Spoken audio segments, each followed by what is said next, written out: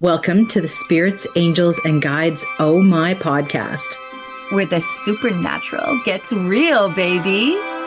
Hey, Spirit Gang. Welcome back to our little podcast we call Spirits, Angels, and Guides Oh My. I am Nancy Christine Brady. Well, that was powerful. And I'm Tara Diana. And today we are going all in.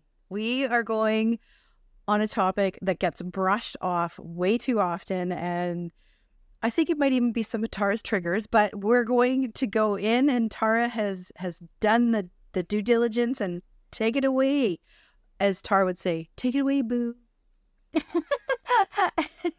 haven't talked about Tara's triggers in so long, so I love that we're actually doing a full episode that kind of is about my triggers. So we are going to be talking about spiritual boundaries, whether you're just waking up to your gift or you're having those like, what the F is happening to me moments. Like, we get lots of those people, Nan, you and I, in our world.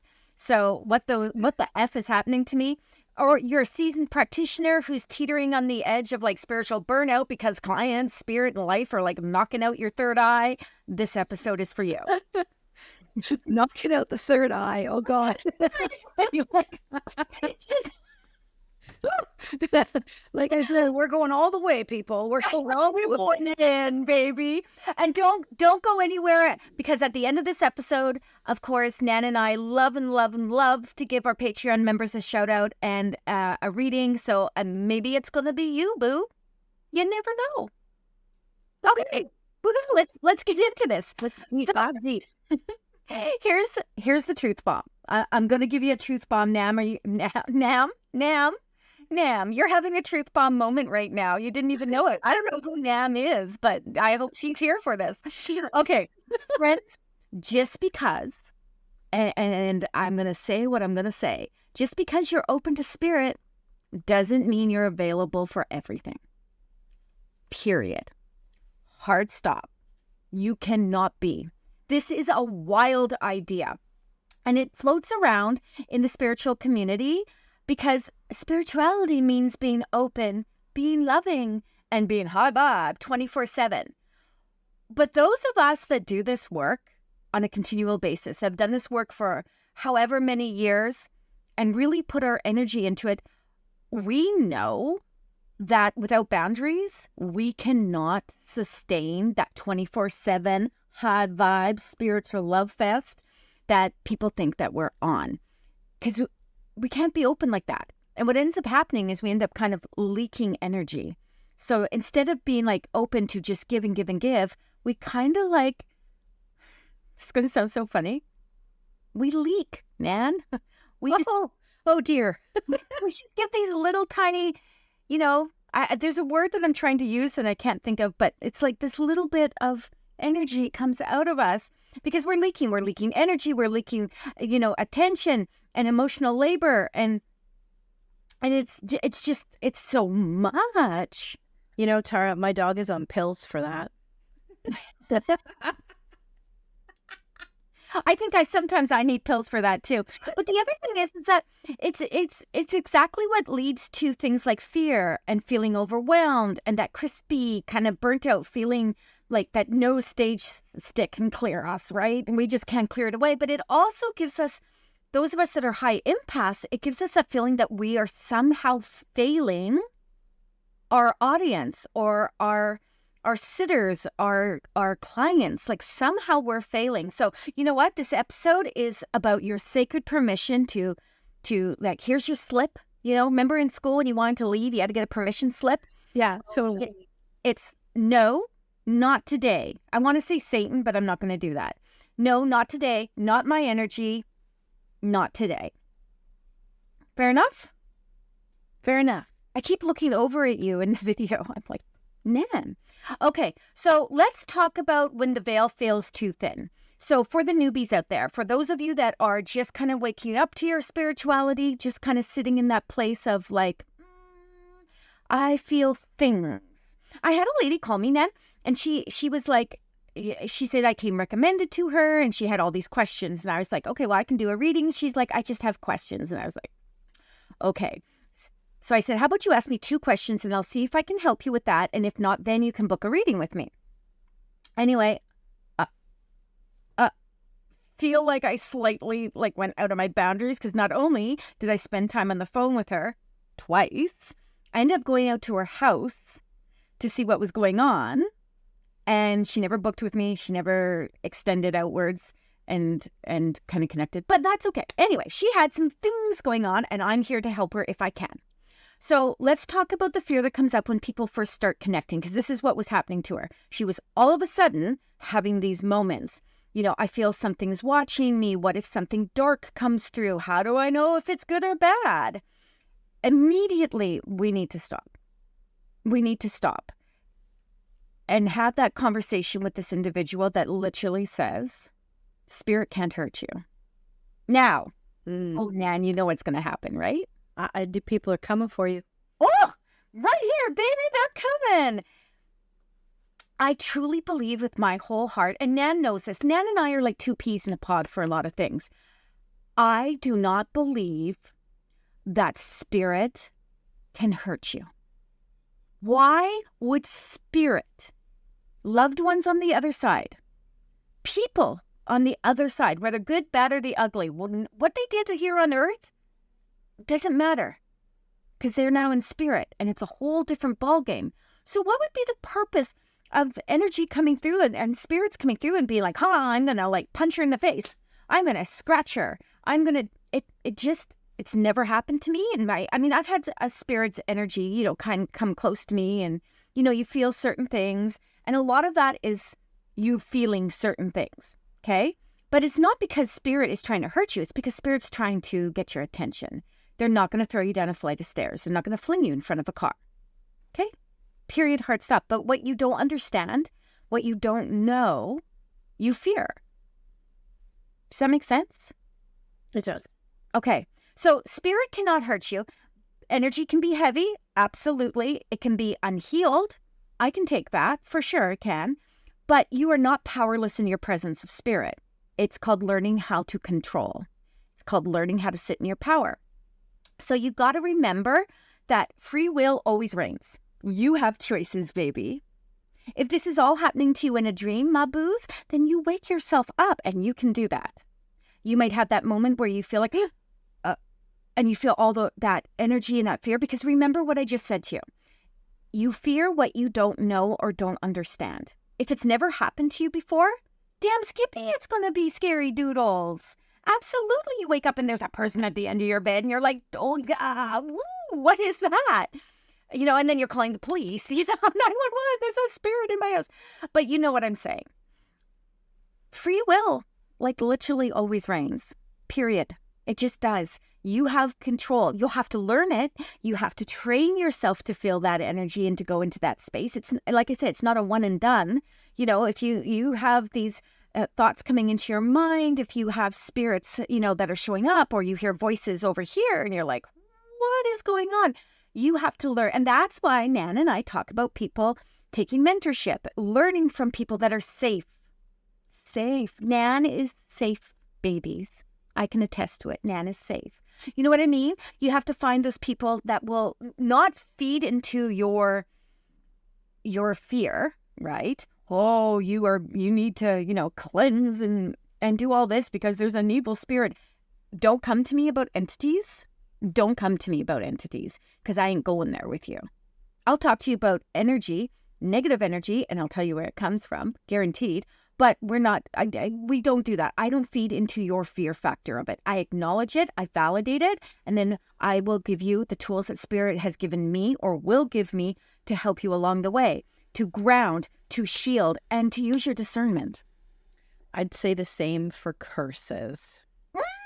Have we done a cursed one? We must have done a cursed one at this point. I don't know. I'll have to look back at it, but I honestly, that could be its whole own episode. But yeah, keep going. Okay. So I'm going to give you some tools for this group. Some of the tools that you might want to incorporate if you are a newbie and you are suddenly getting these moments, or even if you're kids. I'm not talking about the babies. I'm talking about, the tweens and the teens that might suddenly be going through an awakening of some sort. Because it happens, baby. It happens. Things like simple grounding rituals. And, the word ritual is so overused. But anyway, visualizing roots, breath, setting intention. Breath is a beautiful thing because it really centers us in our own bodies. So when you're grounding, you're becoming present, right? You're giving yourself some ability to be clear in what's going on around you. You can focus better, therefore get control of maybe fear base. And when you set intentions, it's like, not today, my friends. I'm not doing this until I can understand better what I'm doing. I love the bubble of light technique. Choose what enters your space. White light. You will hear us all talk about white light. I don't know anybody that does this work that doesn't talk about the white light. I know that my son, when he was still with us, he used bubble wrap. No, he didn't. Lana used bubble wrap. Lana Boo used bubble wrap. And she put herself in all this bubble wrap, and that if anything came, she would deny this now. By the way, she's 23, almost 24, and she'd be like, I never said that. But she absolutely did. But Ryan did shields up. Shields up. So whatever works for you. Some people use the golden sphere, right? Put a golden sphere around you. Call in your guides only mantra, right? This is why we learned how to work with our spirit guides, my boo-boos. This is why we talk about the gatekeepers, right? The people, the spirit team, your spirit team up above you that's doing all the lovely work. Nan, you have a gatekeeper? I do. I do. You sounded very southern there, girl. It's funny that I have a little bit of an accent because his name's Ezekiel. Oh, that is an archangel. I've drawn a picture of what he looks like. Really, girlfriend? Yeah, when I started my development path, I started because my background's art. That was my first degree. So I would start sketching out what they looked like. So. Okay, that is so cool. Thanks. I was doing a soul retrieval with someone yesterday. I just want to quickly pop this out. And she was talking about the transformation of where she started with a certain spirit guide and how it started out as a white sheet. And then as she became closer to understanding and knowing this energy, it raised into a form. I thought that was the most fantastic thing I'd ever heard. That is so cool. Yeah. And when she was talking, I kept seeing Boo from Nightmare Before Christmas. That's exactly what I saw when you were describing it. I kept seeing Boo. Anyway, so call in your guides only mantra. I love that. A gatekeeper, whoever you work with, Archangel Michael, your protector, whatever makes you feel safe and comfortable. Only those in the highest light aligned with my truth may step forward.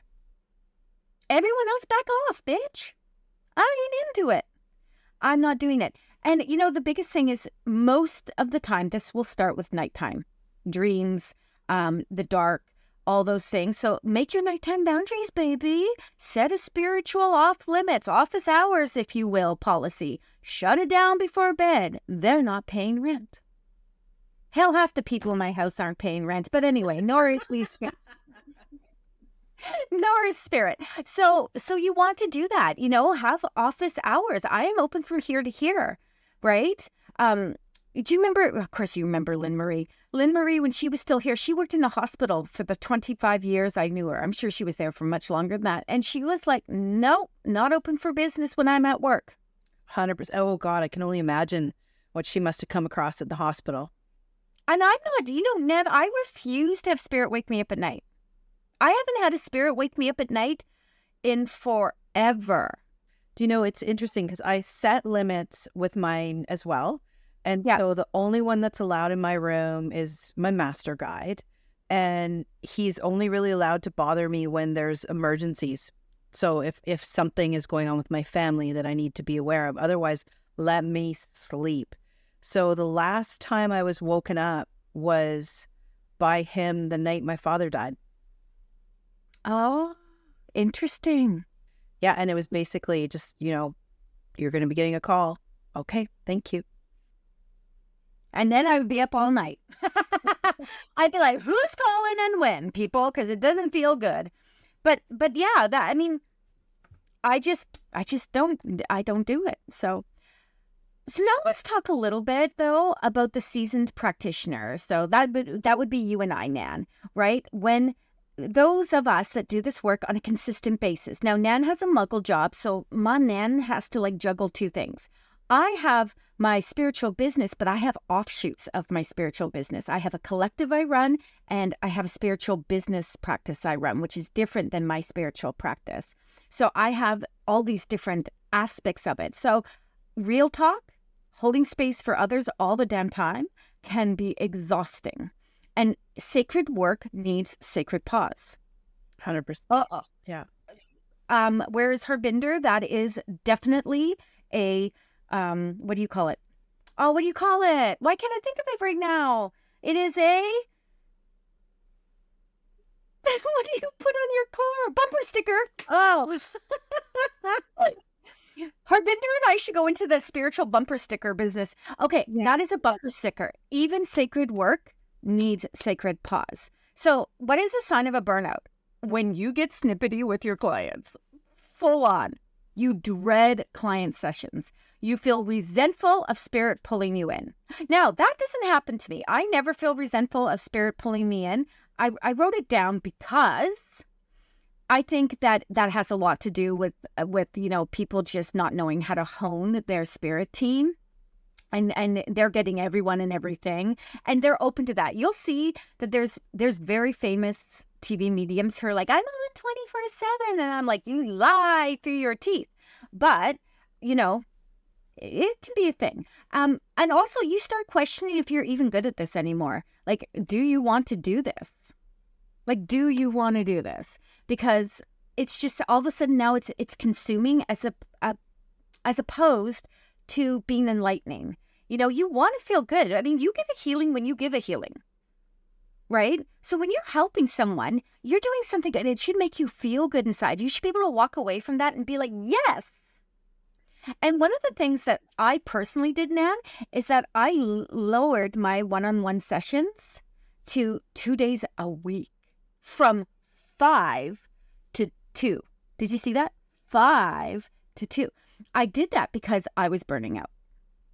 I can't read 24/7. I don't want to read 24/7. I love doing my ticker talkers. I love doing the podcast. I love creating group sessions for people. So the one-on-ones are important to me, but I also need to have that space to do other things. So I had to remind myself I'm not broken. This isn't me shutting down. I'm just overgiving. I'm just like way overgiving.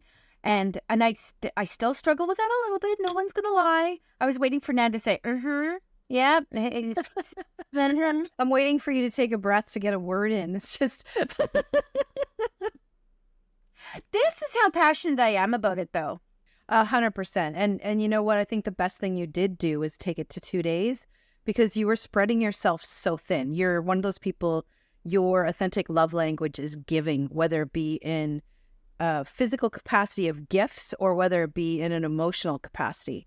So it was a good thing.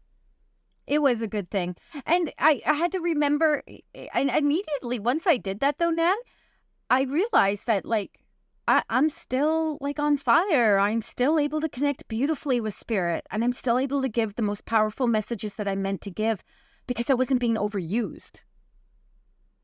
Right? And that also comes down to the whole, clients that call up and they're just demanding, well, can't I see you today? Your schedule says that you're not available for 2 weeks. I just have one question. Those things really, really build up to the point of where you're like, I just can't. Yeah. Right? And rest, doesn't diminish my power. Taking a break doesn't make me all of a sudden have, low coffers. What makes me have low coffers is when I don't rest. 100%. Right? So things that I started, like I said to you, and I've been talking about in here, things I'm starting to incorporate more into my life, even now, is that no is a sacred word. No is a full sentence. Absolutely. No. And you know what? You don't have to go into the explanation of it. I always find that I have to come up with the reason why I'm saying no. Hell, no. Right? I can say no to client. You can. But that's the people pleaser in us, right? Right. Because you feel guilty like you're letting someone down. So saying no, all of a sudden, okay, but I need to give you the excuse so that it's okay that I'm saying no. Exactly. so that you don't walk away going, what a bitch. What a bitch. Like, isn't this what? Because remember, there is this weird thing in the spiritual community that because I call myself a spiritualist, I do the work to be of service, means that one, I should just be on 24/7. And there's a lot of people that think I should do the work for free. Right? Yeah. But I find that for myself with, I have, especially the last few weeks, and I'm not sure if it's because it's summer now, with people, I have a lost pet. Can you just tap in? Mm. And okay, so this brings me to another really quick point here, is that I don't love asking my friends that are mediums or psychics or anything for anything. And I really feel it's because of all of us sitting here going, oh my God, how many people come and ask us to do something and do something? And now it's snuggled into my brain that, I don't want to ask, a Jody for a card pull just to see if I'm on the right track. I don't want to ask Nan if Doji has a problem with it. You know what I mean? Like, I don't want to do that kind of stuff, but that's okay. I'm going to say no to clients when it doesn't work for me. I'm going to say no to readings when it doesn't work for me. And I'm even going to say no to spirit. Hard stop. You can go and have a rest too, spirit. Go, come back when I'm open. Also, I'm going to let the clients go completely after a reading. I always say I don't remember because I don't, but now I'm going to clear the energy even more so than I ever did, because I really honestly feel like I stopped doing that. I was just hustling people in, hustling people out, whether it's on Zoom or in person. And you don't need to do the whole sage and salt bowl. I'm going to do the snap and release. Whatever feels good to you, but I'm going to be like, I'm done. Energy cleared. That's going to be our new thing. Snap, release. Snap. That's going to be it. Release. We need to, I was going to say we need to patronize it. That's not what I meant. We need to Copyright it. That's not patronize it. Okay. That's right. This is Nan and I's new thing. Snap and release. That's another bumper sticker for another day. Replenish ritual. What am I doing for me? Like, what am I doing for me? And so what I started to do was just have like a weekly solo session with spirit. I was just like, no asking, no giving, just being. And I literally do it for like 3 minutes a day after I do my gap. If you don't know what the gap is, you need to comment and we will send you the gap. I'm not getting into it, but you're going to want it. And then silent space, right? A no input output zone. I love that. 1 day or hour per week where you don't talk to clients, spirits, or TikTok. Or your husband? I like how they put, don't talk to TikTok, Tara. Your relationship with TikTok is toxic. But I get it, right? I mean, that makes sense. So now let's talk a little bit about spiritual responsibility. Whether you're new or you're seasoned, it all comes down to this. Spiritual work is sacred work. And sacred work requires sacred responsibility. So what does that mean? So being discerning about what you take on and who you work with. Not every client is meant for you, and I have fired clients. It takes a lot for me to do that. But I have fired clients for sure. Knowing your limits. You're allowed to be unavailable. Now, I say that, and immediately I go to, if you do not respond to me when I text you within like 3 minutes, I am literally losing my mind. That's a Tara thing. That's not an everyone else thing. It really is a Tara thing. Hello, you there?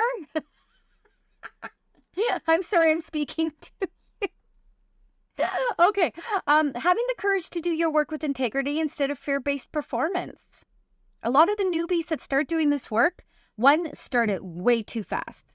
They take like a couple of courses and they go flying through it, and there's a lot of etiquette to reading. And if you learn the etiquette for not only the clients, but for yourself, you're going to save yourself a lot of time. This, I promise you. 100%. And staying out of ego, right? Nan and I and my spirit collective and the other beautiful souls that we work with, we are not doing this to get pumped up. I might look like I'm doing it, but I'm not. But we are doing it because we want to be of service. And so if you are feeling drained, it's because you're overdoing it. You're doing too much. And, even intuitive queens get tired. We get petered out. It's not failure, it's feedback, right? 100%. And you know what? I love that. Another bumper sticker. This one is full of bumper stickers. It's not failure, it's feedback. So we've got all these beautiful tools. We've got, all these ways that we can make sure that whether we're a newbie or a seasonal, we are not going to get burned out. But it is important that we take the responsibility. Spirit gives us everything, works with us, but it's our responsibility to make it work for us, right? That is our responsibility. So that brings us kind of to the end of this chitter chatter and spiritual boundaries. I'm going to put a whole bunch of stuff into IG for you guys. If you're in our Patreon, I'm going to put a few things extra into the Patreon. But this is my favorite time. Nana Boo, what are we doing? We are going to pull a card and do a quick reading for someone that's in our Patreon. Yes, we are. Our Patreon people are important to us. They support us in being able to do things like our podcast and some of the extra stuff that we love to do, like the extra meditations and the extra classes and all that jazz. So who is it for today, my boo?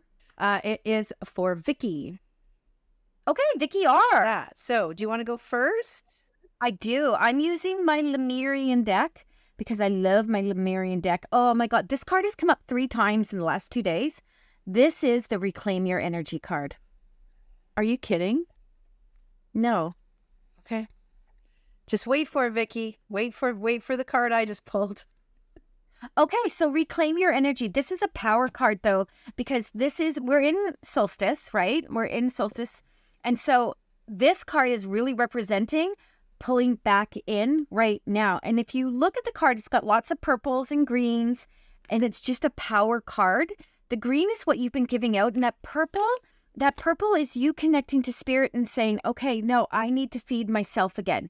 Now, normally I would talk about pink in that regard, heart chakra, pink and green, but the purple is important because it's saying spirit is telling you, Vicky, to reclaim what is rightfully yours. And that is coming from a more universal space as opposed to from a person or a thing. It is, I am enough, and I'm pulling it all back into me because I know I'm powerful, I know I'm purposeful, and therefore I am empowered. And I love that card for you, Vicky. Okay, that's freaking awesome. You know how whenever we pull cards on the spirit scopes, there's like an underlying energy that goes along. Spirit never lets us down when it comes to this. And we always get the card that's meant for people. It's a tool. It helps. Okay, so I'm using Gateway of Light Activation Oracle by Carl. Oh, that's quite a name. Yeah, it's actually really cool. It's Kyle Gray. And the card that I pulled for Vicky was Hathor Light Codes. Oh, the Hathors! Yeah, and so we need to do a show on Hathors. This is all we totally should. So this is about light immersion, full system upgrade, and power recall. So when you're working with like light codes and you're working with all of this is perfectly matches with the card that you just said. It's about her stepping into that power, and it's more of a universal thing, right? So not only is it a universal thing, but it also comes from within. Like all of that light, those light codes, those upgrades, in my opinion, are when we're perfectly plugged into our higher self and we've got our guides helping us, and they're helping do those downloads. They're helping get us to a point of absolute confidence within our skin so that we can do those upgrades or downloads that everybody talks about, which is also kind of a spiritually overused term in my opinion, but that's a whole other episode as well. I just feel that this is about you shining that beautiful light that's within you and paying attention to all of the signs that are around you to lift you up and sit within that place of power. I am literally writing down all the different things we can do for podcast overused spiritual terms. Oh my God, Hathors. Okay, I love it. So Vicky, that is for you, baby. Thank you for supporting us. I love that so much. Yes, absolutely. And for everyone that's listening, thank you for supporting us. We were so excited when we downloaded where all the different countries are that people are listening. So yay, thank you. And if you loved this episode, please don't forget to check out our Facebook group, which is Empowering Intuitive Souls.